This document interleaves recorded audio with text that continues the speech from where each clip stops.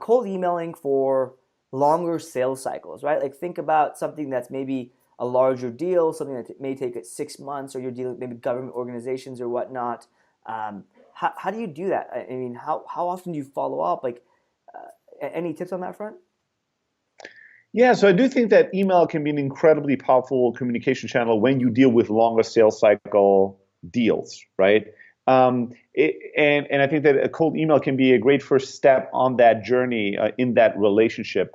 I do think that when you think about a long sales cycle, you just need to understand like what communication channel can play what role, right? And usually long sales cycles means human intense heavy decision making, usually means there's a lot at stake. There's maybe a dollar value that's very high. There's a lot of cost, a lot of risk involved. So many humans will be involved and create friction. And usually that friction is what translates into time, right? That's why things take so much time.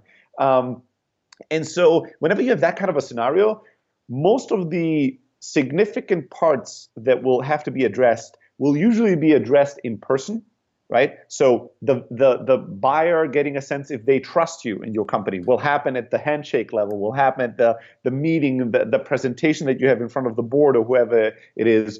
A lot of the important discoveries that you'll make and understanding of what their problems are and all that will happen on the phone calls or in live demos. Like really going really deep in Q&A and understanding who the customer is and what the problems are and what the priorities are and what they want.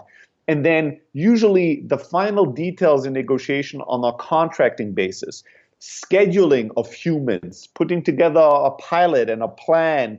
All these things typically happen in email, right? Email communication is being used to do that. And here's a channel that you need to use email a lot for as well with longer sales cycle when it comes to the sales context, is using email to nudge them and make sure that you push things to move forward, right? So you don't just have a call today and they tell you the next step is they're going to get back to you someday and then you just wait there for the next call from them. No, you send a follow-up email summarizing what was discussed on the call. You tell them that you're going to check in and email again with them on Friday to see how the internal discussions progress.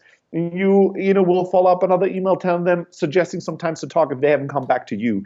So use email to progress things in these longer term deals and to make sure that things really happen there.